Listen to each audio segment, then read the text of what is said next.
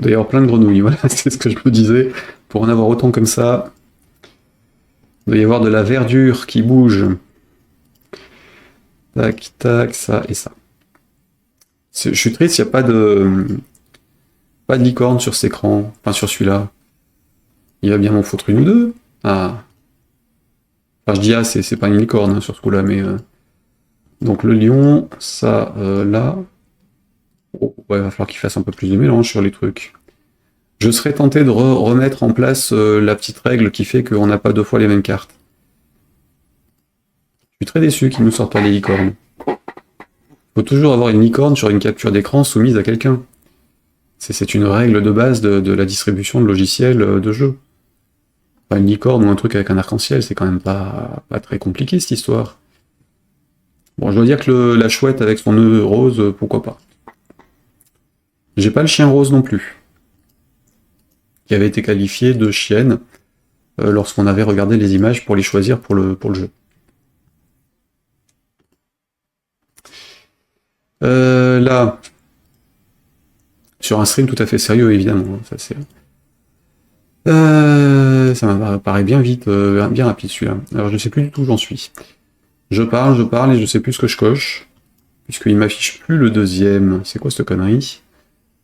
Ah bah oui, j'oublie que je suis pas en local en fait, que je suis sur le report d'écran.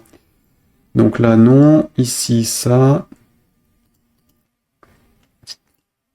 Donc il y a potentiellement un petit délai puisque je suis sur l'ordinateur d'à côté en partage d'écran. Donc on va dire que je fais une copie de ça, il faut que j'arrête de jouer. On va faire une copie en challenge. Donc là, non, ça, là et là.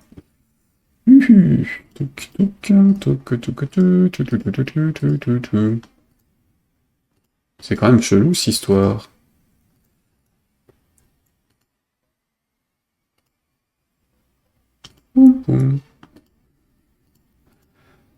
C'est quoi cette histoire?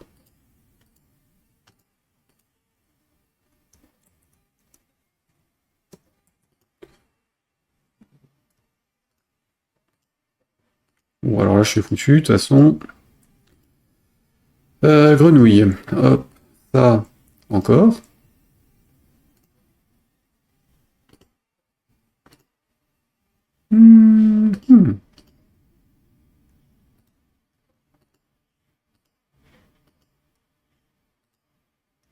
Ah, voilà. Bien, je mets capture d'écran. Voyons voir si c'est accepté par Apple sur le truc. Alors je vais juste faire un refresh de la page parce que avec les histoires de session qui sautent, je préfère me méfier quand même. Allons-y. Donc 3 aperçus et 10 captures d'écran. Allons-y.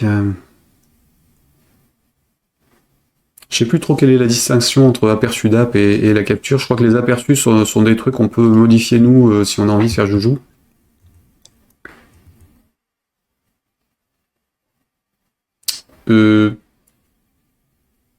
Elles sont passées où?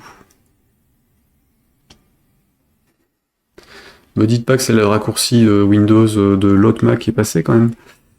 Enfin Windows. Si. C'est ça. Alors je vais soumettre ça comme aperçu. Hein. Donc allons-y. On revient sur l'autre application ici. Et donc on va aller les chercher sur l'iMac. J'aurais dû les faire avec l'autre clavier en fait. Quelqu'un me disait samedi que c'était un peu le bordel côté setup pour s'y retrouver, je confirme. Même si j'ai j'ai 2 ordinateurs à côté de moi, donc 2 ordinateurs, 2 écrans, mais tout le monde sur le même ordinateur, c'est pas forcément hyper facile à gérer. Alors notez ce petit effet, je sélectionne plein de trucs et il bouge dans tous les sens. Hein. Ça c'est un effet Big Sur Monterey, macOS, plutôt sympathique. Donc on va essayer ces 6 images qui ne sont évidemment pas dans les formats repérés par Mac. Donc il veut quoi lui? Une capture d'écran sont incorrects, donc il veut du 1280 par 800, 1440 par 900 ou 2880 par 1800. Ça c'est la résolution de base de ma machine, ça devrait être bon ça. Donc voilà. On ne sait pas. Donc on va rouvrir ça sur Photoshop. Hein. Donc c'est 6 là. Là, comme c'est du plein écran, je m'en fiche un peu, je peux les modifier dans Photoshop sans problème. J'ai pas de barre de notification ou d'autres conneries qui pourraient me poser problème derrière. Je vais peut-être sortir d'Amazon. Tant qu'à faire, on va le laisser tourner tout seul, hein, maintenant que c'est soumis. Ah.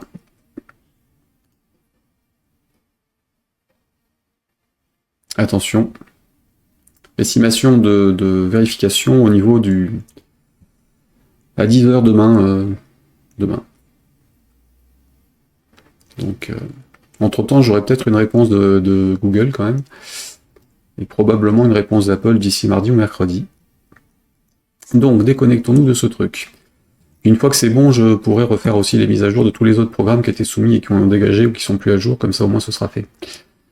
Quand on aura passé cette étape-là, donc, mais il ne faut pas tous les soumettre en bloc parce que derrière, s'il y a un bug, une anomalie quelque part, autant la corriger partout avant de refaire une soumission. Donc ça, je peux enlever les trucs de OBS, donc le deuxième écran. Voilà. Bien, nous avons donc des captures d'écran qui doivent être en combien on est en quoi là 1920 Ah oui, bah oui, je suis en copie d'écran, donc ouais.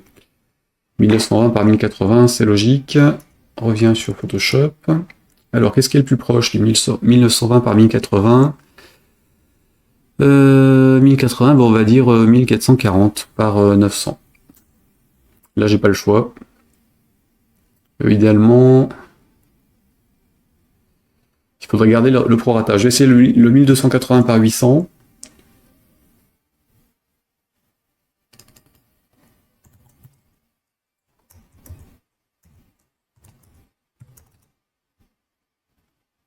Ouais. Et l'autre, c'est 1440 par 900. Ouais, donc il reste sur la même échelle, en fait. Donc on va garder celui-ci, et puis je vais décaler sur la gauche. Ou alors on va s'abstenir, je vais essayer comme ça.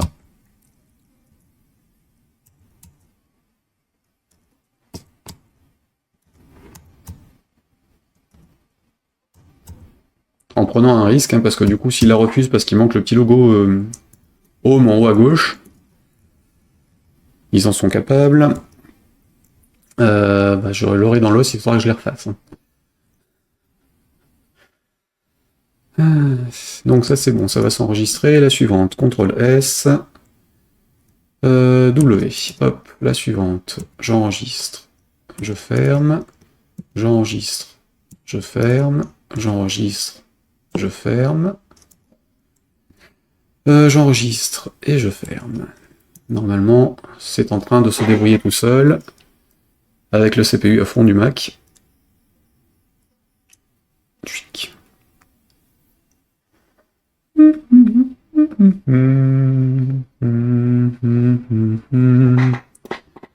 Donc, on a fait quoi d'autre ici? Prends-moi le curseur, toi. Donc, on est là. Alors, donne. Donc, on a fait les créations de la fiche Amazon App Store pour le jeu, remplissage de la fiche, machin, soumission de binaire Android, machin. App Store, Mac App Store. Donc, pour le jeu, on a rempli les informations, on a créé un binaire Intel M1 Mac que j'ai resoumis sur Itch, avec la mauvaise icône. Tant qu'à faire, ce serait mieux que je le refasse, d'ailleurs.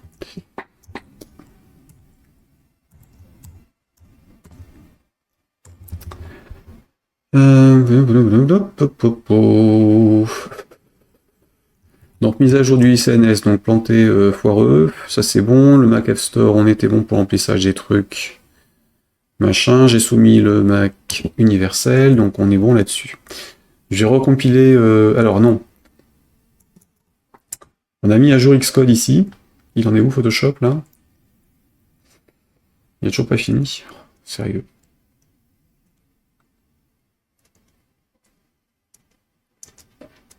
Quelle calamité.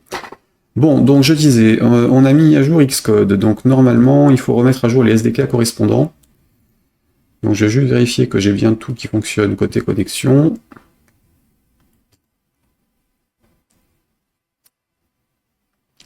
Donc il les a bien, il les repère correctement, je retélécharge les profils d'approvisionnement. On est OK. Donc dans Delphi, on est passé de la version je sais pas combien à la nouvelle pour iOS sur le M1. Donc dans déploiement, SDK, le iOS, il est où 15.2, on sera en 15.4 normalement avec cette version d'Xcode, donc on va vérifier ce que ça donne. iOS.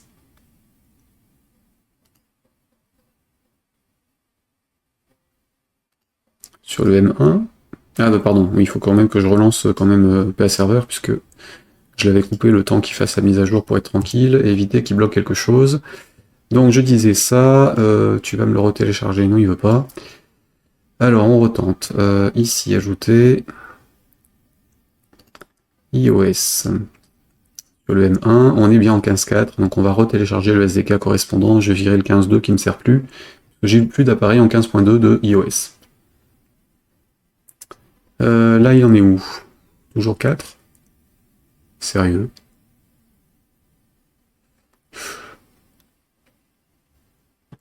Ébourifiant.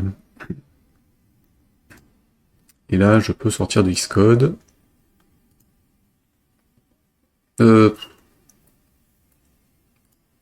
Profitons-en pour voir ce qu'il donne par rapport aux différents appareils. Donc la Pod Touch.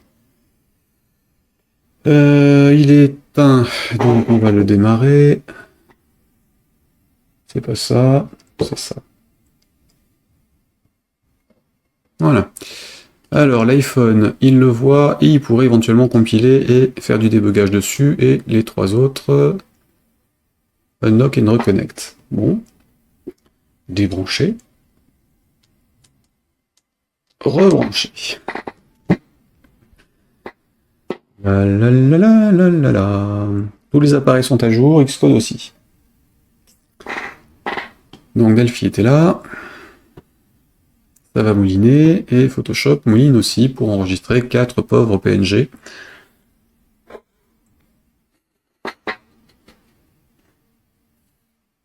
Faut être endurant hein, quand même, mine de rien. Il y a quand même un gros avantage de travailler avec Delphi, c'est qu'on n'a qu'un seul environnement de développement pour tout faire. Donc le seul truc que tout le monde se tape en termes de développement qui est chiant, les problèmes d'appareil, on les a aussi, évidemment. On les a, mais au moins on n'a pas à refaire 5 ou 6 fois la même application dans différents langages, sur différents appareils, et retester des trucs, et puis avoir de cohérence entre eux. Normalement, ce qu'on a codé, ça fonctionne réellement sur tous, donc ça fait la même chose sur tous. Évidemment, si on s'est planté ou s'il y a des bugs, ça plante aussi, mais au moins ça reste cohérent. Mais là... Et puis c'est du vrai compilé, et ça, c'est un plus indéniable. Voilà, fin de la page publicitaire. Faut meubler un petit peu, hein, mais comme je peux pas vous mettre la musique parce que sinon, DMCA.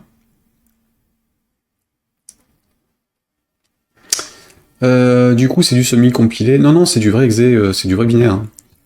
On a toujours des vrais compilateurs derrière. Le Pascal est transformé en vrai programme lié au truc. Donc on fait des exés sous Windows, des binaires pour Mac, iOS et autres dans le système. Enfin, on est vraiment en compilation native en fait sur le truc. C'est pas un pseudo-langage ou un pseudo-code qui est plus ou moins interprété comme ce serait par exemple le cas avec du Electron ou des trucs comme ça qui bidouillent des choses derrière. Ni évidemment tout ce qui se fait sur les applications web qui sont transformées en vraies applications mobiles et autres en intégrant en réalité un navigateur. Enfin, un navigateur et un serveur local. Ou un interpréteur JavaScript selon les cas. Donc là, c'est de vrais exécutables avec la vitesse de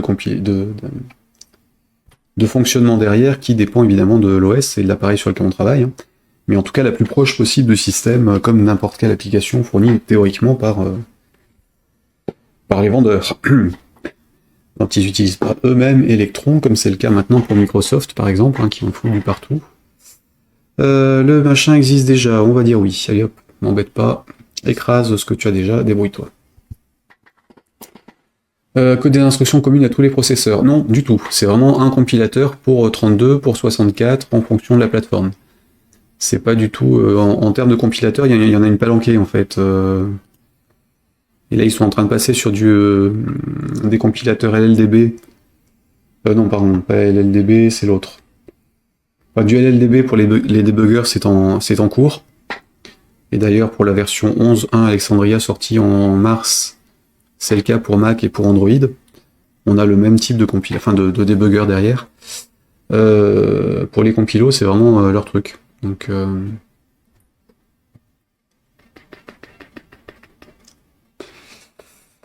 alors, j'avais ça ici. Les directives de compilation qui permettaient de choisir de savoir où on était.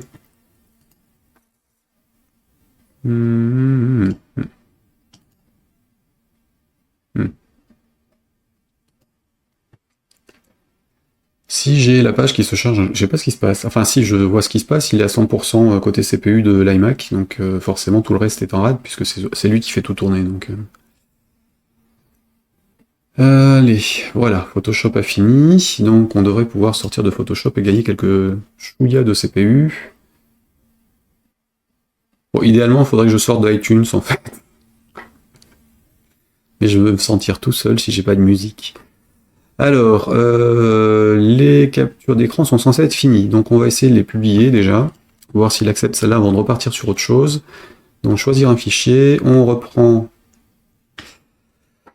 les 5 qui étaient dans le format qu'on a modifié pour Mac, là, ici, hop, 1, 2, 3, 4, 5, et ça c'était...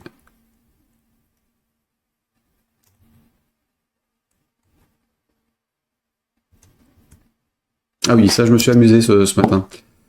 J'aime bien, alors là ça va, j'avais que 2 notifications, mais en fait, sur les nouvelles versions Big Sur et Monterey, en fait, les notifications, on les chope ici, pour les désactiver une bonne fois pour toutes, pour être tranquille tous les jours, du coup.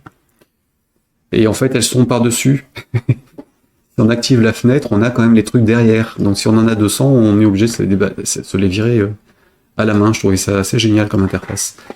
Du pur Apple. C'était mon moment, je ronchonne contre Apple et ses nouveaux OS. Ah, elles sont passées. Notez la vitesse de copie des images entre l'iMac et le Mac Mini M1 qui sont à 1 mètre l'un de l'autre. Et à un switch de distance, quand même, je tiens à le signaler. Donc, nous avons un truc qui passe. Les images sont bonnes. Le binaire a été soumis. Ça, à mon avis, ça me manque. Essayons de valider la page quand même enregistrée. Ça. Donc, il nous manque la sélection informations de contact. Ok, fournir les informations de copyright pour l'application que vous souhaitez ajouter. Et les autres infos. Donc, allons-y, on va remplir les trucs. Donc, description. C'est quoi le texte promotionnel ? Vous permet d'attirer l'attention de ceux qui consultent votre page produit dans l'App Store pour les fonctionnalités actuelles de votre application sans que vous ayez à soumettre une nouvelle version. Ah oui, ça c'était les mises à jour qu'on pouvait balancer comme ça, oui, sans resoumettre. Qui était pris en direct. Donc là, le Windows, il était où ? Il était là. Je reviens juste sur l'URL des compilateurs, si elle fonctionne. Ah ouais, c'était Tokyo, il est peut-être plus. Oui, c'est ça, il est encore en rate sur l'envoi des... Le doc wiki, enfin la doc en ligne, en fait, des outils d'Embarcadero est un peu foireux depuis 2 mois. Ils ont changé de... Enfin, c'était sur un vieux système, et ils ont changé d'infra informatique, d'hébergement, de version, et tout en bloc, et ça a foutu un peu le souk. Donc voilà pour les compilateurs. Alors la liste à jour, elle est là. Voilà, c'est le haut. Hein. Là-haut, on a tous les compilateurs actuels. Enfin, les directives de compilation à gauche qui permettent de cibler le truc. Donc, du 3264 pour Windows, 3264 pour macOS, Intel, 64 ARM, 32 et 64 ARM iOS, Android en 32 et en 64, Linux en 64. Et il y en a un deuxième en ARM 64 pour OS X, c'est quoi cette histoire ? iOS, OS X 60. Ah mais non, c'était iOS, pardon. En 32.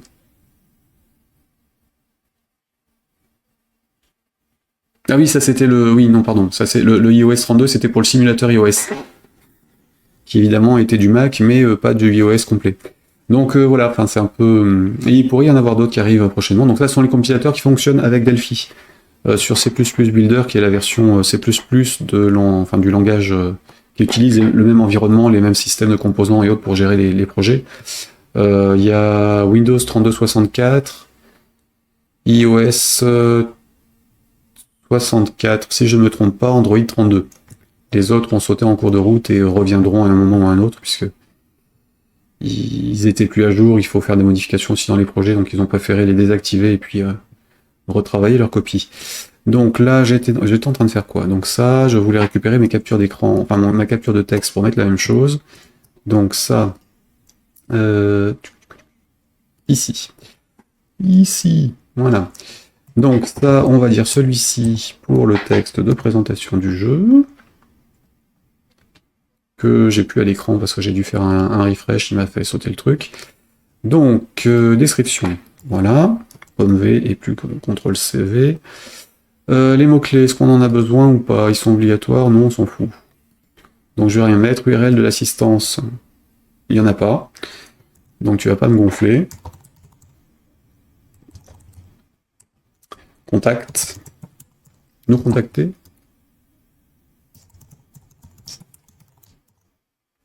Ah bah non, c'était contact, ça c'est encore Bloginus, donc c'est contact. Voilà.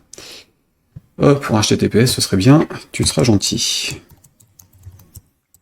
Sauf que c'est un jeu, je vais renvoyer sur Gamolf aussi, tiens. Sachant que la page de soumission des informations, elle marche plus, faut que je la corrige. Nous en faire part, donc c'est celui-ci. Ça fait partie des choses que je voulais qu'on fasse en termes de développement web ce week-end. Et fournissant des informations commerciales sur votre app, cette URL sera visible dans l'App Store. Non. Ici, tac. Comme je n'ai pas encore fait le site, du coup, il faut que j'aille plus loin. Copyright, donc en 2022, Patrick.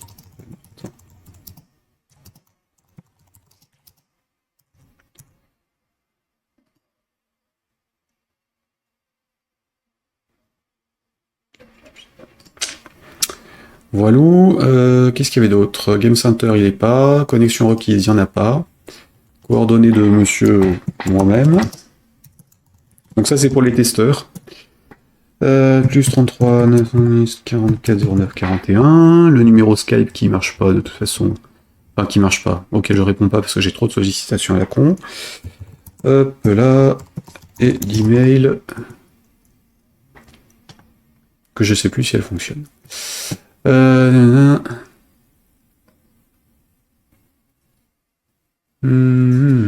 vois que tu as connu ça.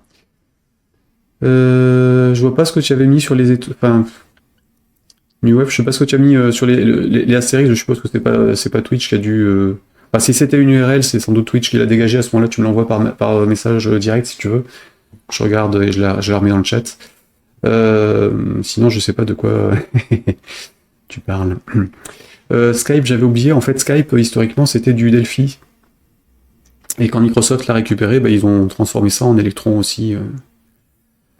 Donc, il n'y a pas de vérification de quoi que ce soit. Ici, la sandbox, il n'y en a pas. Publication de la version directement, oui. Enregistré. Est-ce que ça passe? Pensez, mots-clés, ce champ est obligatoire. Puzzle. Casual game.